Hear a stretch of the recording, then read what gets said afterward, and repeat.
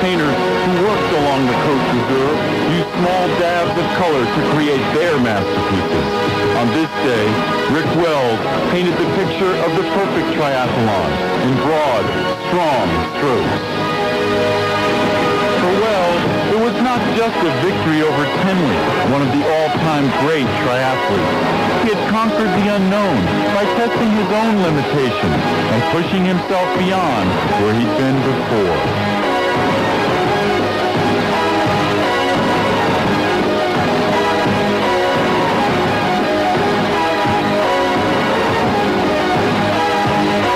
In disbelief, Wells looked behind him as he entered the final 800 meters. There was no longer any doubt. The win was his. The race now was with the clock. After nearly 97 miles of swimming, biking, and running, his goal had become finishing under 6 hours. Encouraged by the crowd and excited by the sight of the finish line, the New Zealander, who says he likes beer as much as competition, was about to win his first long-distance world championship. He had proven something to his colleagues, and perhaps to himself, that as some prognosticators of the sport had speculated, Wells had indeed become one of the top triathletes at any distance in the world.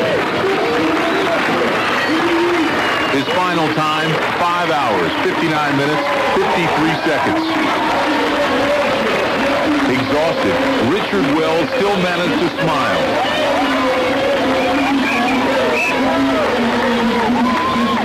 He tried to cool off and replenish his body fluids on what had become an extremely hot afternoon in Nice.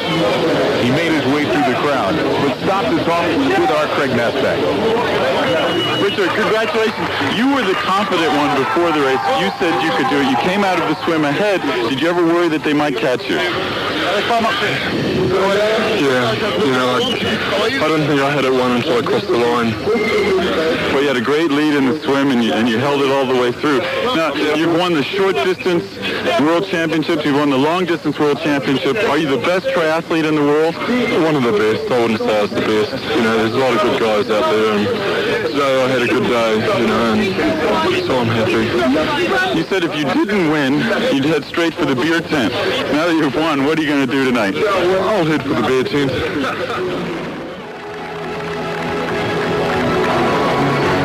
Kirsten Hansen had not done many long training runs, certainly not 20 miles. Yet, like Richard Wells, the winner of the men's race, she pushed herself beyond her limitations, but closer to her goal.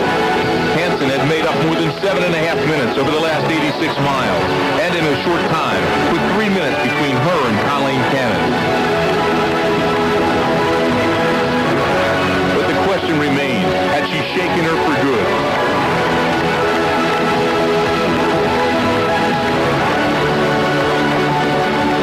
Dispirited by the loss of her lead, Cannon began to doubt herself. Soon she was involved in another battle as newbie Fraser closed in. Second place hung in the balance. But Cannon, finding energy where she thought she had none, was able to increase her tempo. She not only held her place, she actually started gaining on the lead. Cannon's burst of energy came too late because this story had already been written, and it was a tale of monumental accomplishment by a heroine who refused to succumb to pain or give way to the odds. Spurred on by the crowd, Kirsten Hansen knew now that she had won the World Championship. The finish line was within sight, and the burden of the challenge was about to become the elation of the achievement. The comeback was complete.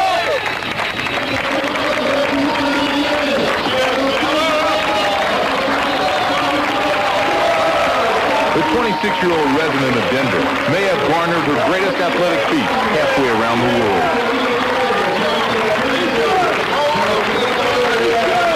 Only seconds behind was Cannon. Her face showed the pain of fatigue and frustration. It was the closest race in the history of the event. The precise difference between first and second place was 30 seconds, and the two appeared bonded by the competition. God, we did it! Long run. You must have been. Barely. Great job. And so it was a 1-2 finish for the American women in the final standings. Kirsten Hansen was the new world champion.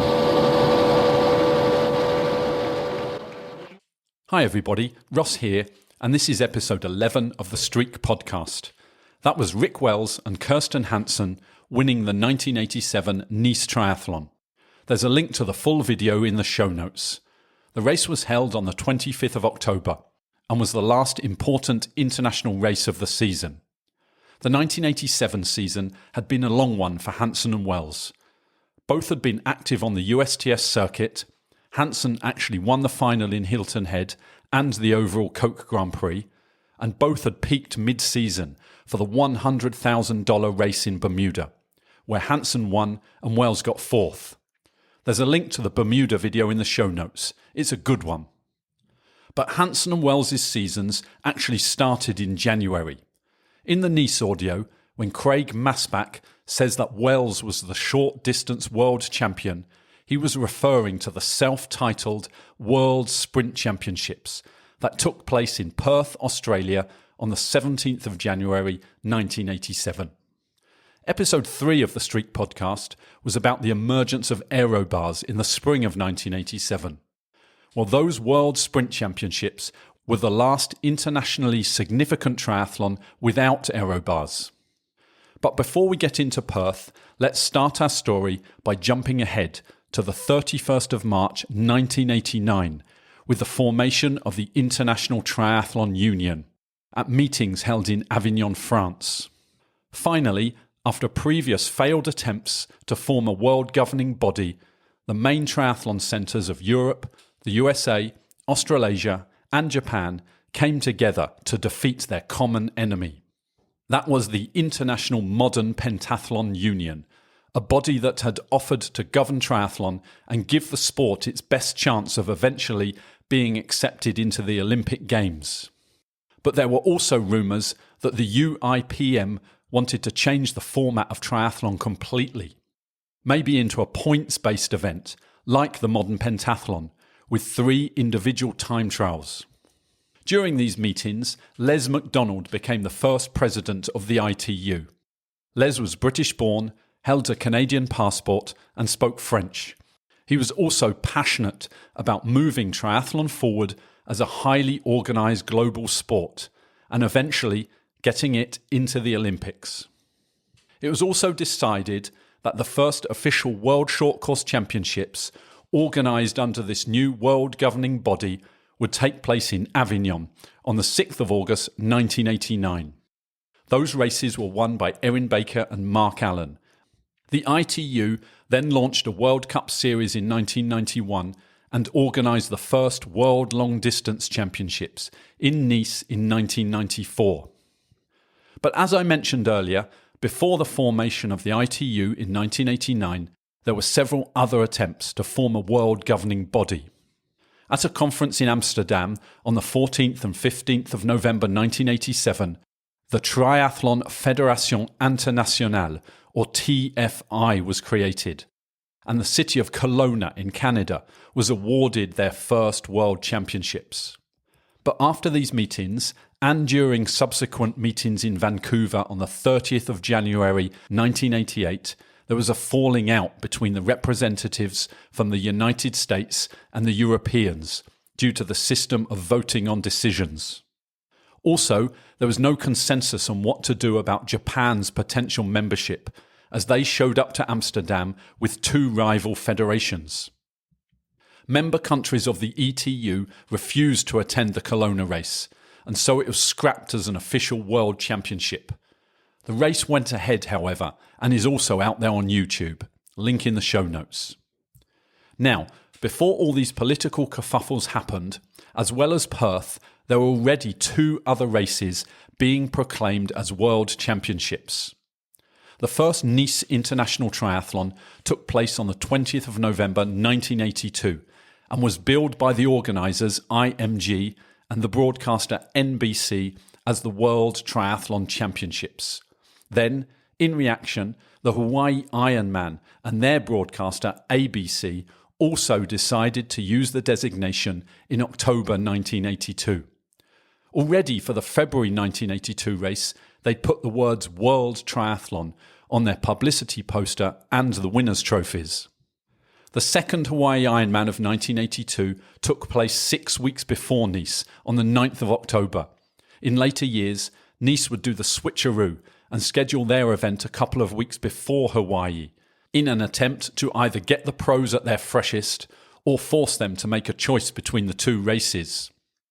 So, long story short, before 1989, if you offered enough prize money and most of the best athletes in the world showed up, then why not call your race a World Championship? There was nobody with any authority to tell you not to. Unlike Nice, which offered big money from the first year, Hawaii didn't pay out until 1986. But they obviously believed their place in history was enough to keep attracting the fastest racers. Later in the 1990s, the ITU did start to try and shut down races, unofficially using the word world for their event. The most publicised one was the World Cup on the Gold Coast. So back to Perth and the 17th of January 1987. Although the organisers named it the World Sprint Distance Championships, the distances were actually what we now call Olympic or standard distance. A race report appeared in the May 1987 issue of the US version of Triathlete magazine. It was written by their then editor, Terry Mulgannon. So, here it is.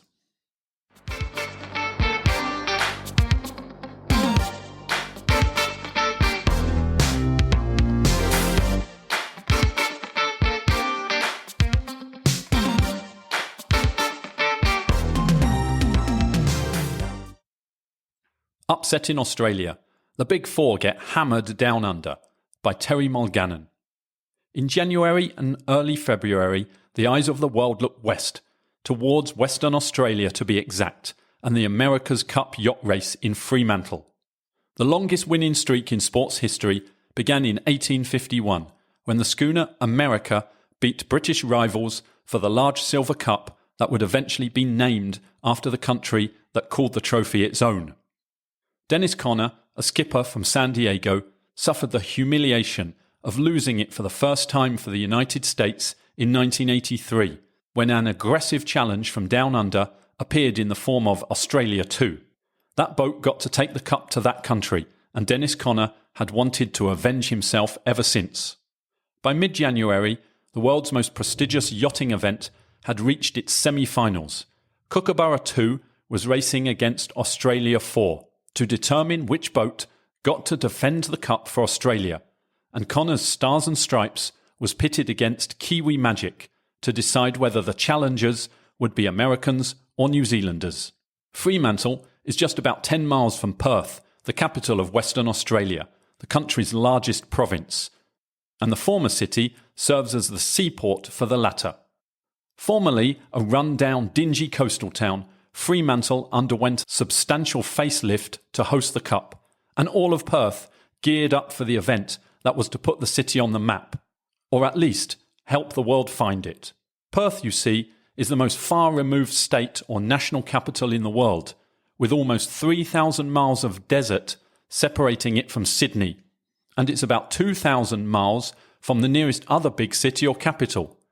For years it was derisively referred to as the Cinderella City, Australia's distant stepchild, out in the middle of nowhere, literally. But just as it took time for the East Coast to take note of California in the United States, and once done, the exodus began, Aussies started to pay attention to Perth and Western Australia. The city of bays and inlets, with a population of 1 million, reminds one of San Diego, but prettier and cleaner. And the region produces some of Australia's best wines. There's the beach, wide open spaces, room for opportunity, and a laid-back way of life. The America's Cup would attract the eyes of the world, and Perth would do its best to keep them riveted there. With that in mind, Perth also organised some 30 other athletic events to reinforce its image as a sports mecca, including field hockey, boxing, and track and field. Not to mention the triathlon. The sport has taken strong hold in Australia, and every beach town features life-saving clubs that have sponsored multidiscipline events for years, swim paddle runs, dory and surf ski races, and every other conceivable race combination. Race promoters Jeff Dunstan, Tom Locke, and Mike O'Donoghue had at first envisioned a long race for big money. But at the suggestion of Gayleen Clues, a former top Australian female triathlete, scaled it down to an international distance triathlon, 1 mile swim, 25 mile bike, 6.2 mile run, instead of an Ironman length race. But they maintained the large prize purse, the most ever offered at a triathlon, $135,000 compared to about $85,000 for the 1986 Ironman. The triathlon was scheduled for Saturday, January the 17th, and the previous afternoon, Kiwi Magic had beaten Connor's Stars and Stripes for the first time in the best-of-7 semi-finals. It was Stars and Stripes' 2 wins to Kiwi Magic's 1. The 2 boats were racing as the triathlon got underway. Another win for Kiwi Magic would be yet another delay, another hurdle, which could keep Connor from reclaiming the America's Cup from Australia, along with his reputation. Meanwhile, another bunch of Americans who call San Diego home, at least symbolically, would be defending their own honour in Fremantle as the world's best triathletes. There too would be a challenge mounted from down under. This one, however, didn't have to be taken nearly as seriously. The self-proclaimed World Sprint Triathlon Championship turned out to be just that. The strongest field of triathletes ever assembled in the Southern Hemisphere converged on the remote city by the shores of the Indian Ocean to race for the $200,000 Australian dollars in the prize purse. In addition to top American pros came Pete Moisey, England's best triathlete, and Jörg Hoffmann, the German, who won the French Triathlon Series. 9 nations were represented among the 400 competitors, including a large contingent from Singapore. And the pros weren't the only ones looking forward to a big payday. $50,000 Australian dollars worth of prizes were reserved for the age groups and relays. No one doubted that an American would win the men's professional competition. Dave Scott, Mark Allen, Scott Tinley and Scott Molina were in attendance after all. And while New Zealand's Erin Baker was usually unbeatable by the women professionals in a really long race, she had just come off a disappointing 86 season, which included a disqualification at the Nice Triathlon after a first-place finish, and she unceremoniously dropped out of the Hawaii Ironman 2 weeks later. Short races aren't her forte, and the fastest sprint distance females in the sport, all Americans, were there. Linda Buchanan, Julie Brenning and Kirsten Hansen. So too was Paula Newbury-Fraser, the 86 Ironman winner. There was no guaranteeing that one of them would win against Baker, but it wasn't improbable. But everyone knew that an American would win the men's event. Enter Richard Wells, 25, another New Zealander. He had raced well in the United States in 1986, often finishing in the top 5 against the toughest competition. His goal, he told reporters before the race, was to be the fastest international distance triathlete in the world. Little did anyone realise that he would achieve it that day. Wells devastated the American Big Four in one of the most startling performances of the sport, crossing the finish line 2 minutes before the next competitor, Rob Burrell from Holland, took second. It was an unprecedented day in the life of the sport, and a banner day for New Zealand. Erin Baker topped it off by beating the next woman to place, Julie Brenning, by 5 minutes. While Wells's performance was surprising, it was no accident. When he raced in the US, he was always a threat, always out of the water with the first pack of swimmers, always into the bike-to-run transition with the first cyclists. Running, however, was his Achilles heel. His 10-kilometre times were consistently a minute or two slower than those of his professional peers, and his size was thought to be an insurmountable obstacle. He's over 6 feet tall and weighed 175 pounds. He had too much upper body bulk from his years as a swimmer. He competed internationally for New Zealand to be able to outrun the skinnier American pros. But he knew exactly what to do when he went home to Auckland last October. He paid special attention to the advice of Alison Rowe, his running coach, and took to a speed-oriented regime with lots of track interval work. He was already consulting with New Zealand's top swimming and cycling coaches. And with Rowe, Wells would get the group together weekly to discuss an integrated training programme. He also dropped 7 or 8 pounds over several months. The Sprint Championship in Australia was the perfect opportunity to strut his new stuff. 25,000 Australian dollars for first place. It was close to his New Zealand home, at least in terms of vast transoceanic distances, and the top Americans would be at their most vulnerable. They were still preparing for the upcoming summer season in the States.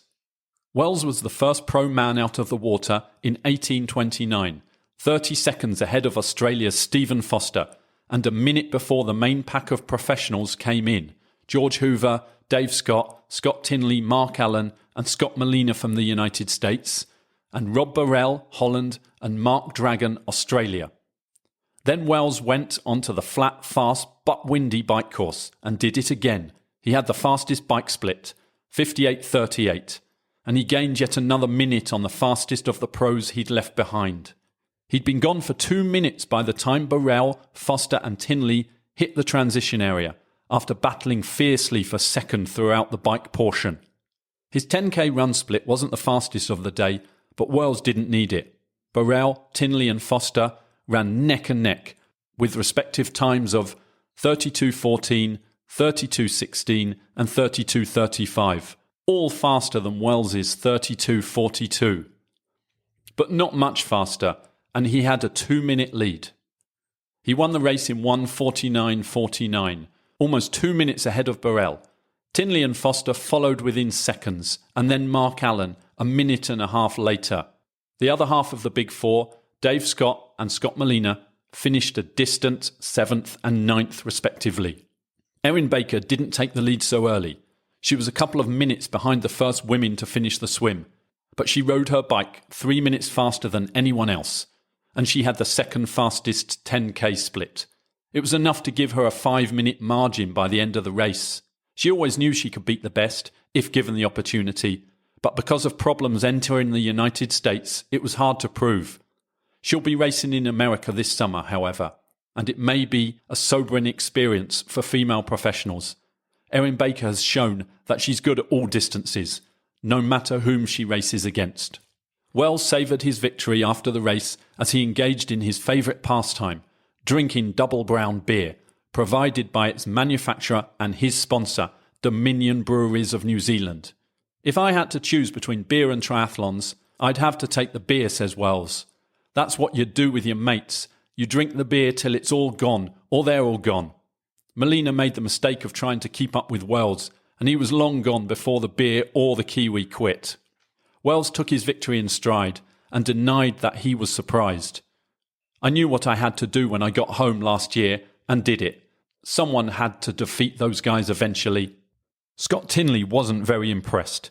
He pointed out that it was the off-season for the American pros. To paraphrase Wells, that's a bunch of horse manure.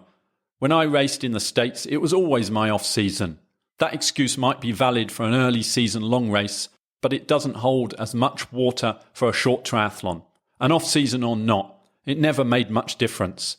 The top 4 triathletes were so good they could still usually beat all comers, even when they weren't at their peak. Those guys just don't travel halfway around the world to do less than their best and lose, especially not in the richest professional race ever. Scott Molina, candid as ever and not offering any excuses, put it all into the proper perspective. If he'd only beaten 1 or 2 of us by a little bit, you could talk about excuses, but he beat all 4 of us and by 2 minutes. Wells had a good win. Burrell also did the impossible and beat the 4 most successful men in the sport. Not by much perhaps, but he outkicked Scott Tinley, winning second by 4 seconds. And he was a minute and a half faster than Mark Allen, let alone Dave Scott and Scott Molina. And the off-season excuse doesn't apply to him at all. He's from Holland, not Australia or New Zealand. He dropped out of the 86 Ironman with foot problems during the run, and for him, as with Allen, Tinley and Scott, it was the last big race of the season. He took it easy for a month, got over his running injury, and headed off to Sydney for 6 weeks of training before Perth. His success at the race does more than anything to dismiss the idea that Wells's victory was some sort of fluke. The Perth Triathlon was a real inspiration to those who wondered when the American dominance of triathlons would come to an end. Everyone suspected that Erin Baker could do it to the women. There was no evidence it would happen to the men this soon. And while the Australians were forced into the shadows by the magnitude of Wells, Burrell's and Baker's achievements, they had a lot to brag about too. Aside from staging a history-making race, Stephen Foster, who beat Tinley at an international distance race in February '86, finished just 2 seconds behind ST in fourth. He at least knocked off 3 of the big 4. Greg Stewart, another Aussie, finished just 33 seconds behind Allen. A former off-road stock car racer, he's probably Australia's best bet on the international circuit. He finished 3rd at the '86 Japan Ironman after Allen and Tinley, and he placed 5th in the Hawaii Ironman last year. He's good at long and short triathlons, and he'll visit the States this year to see how good. Later that Saturday afternoon, when the triathlon was long over and the folks from Down Under were celebrating their respective victories over the American hotshots, Dennis Conner was doing his best to avoid the fate of his fellow countrymen, many of them also from San Diego. Conner was victorious, beating the Kiwis a 3rd time. He would polish them off once and for all that Monday. A few weeks later, he beat the Australian defenders of the Cup and returned to San Diego in triumph. The Cup had come home, but the Australians and New Zealanders would come after it again, along with other boats from around the world. The best triathletes on the circuit were back home by the time the America's Cup races were over. But even as Conner was re-establishing American predominance over Aussies, Kiwis and various European challengers in sailing, the Americans began to lose their grip on the triathlon. This summer's racing should help settle the issue. The folks from Down Under and elsewhere will converge on the States to test their mettle. And if it wasn't off-season bad luck that ended American triathlon invincibility, it was indeed the end of an era.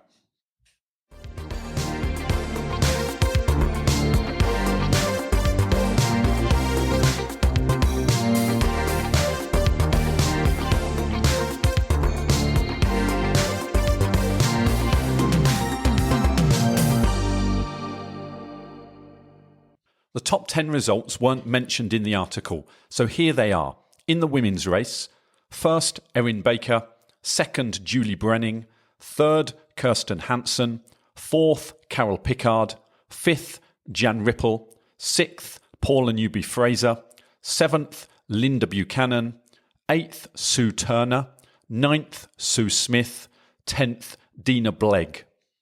The men's results are as follows. 1st, Richard Wells, 2nd, Rob Burrell, 3rd, Scott Tinley, 4th, Stephen Foster, 5th, Mark Allen, 6th, Greg Stewart, 7th, Dave Scott, 8th, Mark Dragon, 9th, Scott Molina, and 10th, Nigel Barber. Phil Gable, who I spoke to about Scott DH bars in episode 3 of the Streak podcast, finished 20th. As always, in the show notes, I've linked to a PDF version of the magazine where the Perth race report and results were published. You can find those show notes at thestreakpodcast.com/podcast/11. And you can email me at thestreakpodcast@gmail.com. I've called this episode about Perth Upsetting Australia Part 1 because I'm hoping to make a Part 2 by speaking to an athlete who was there. So as always, thanks for listening, and I'll speak to you again soon.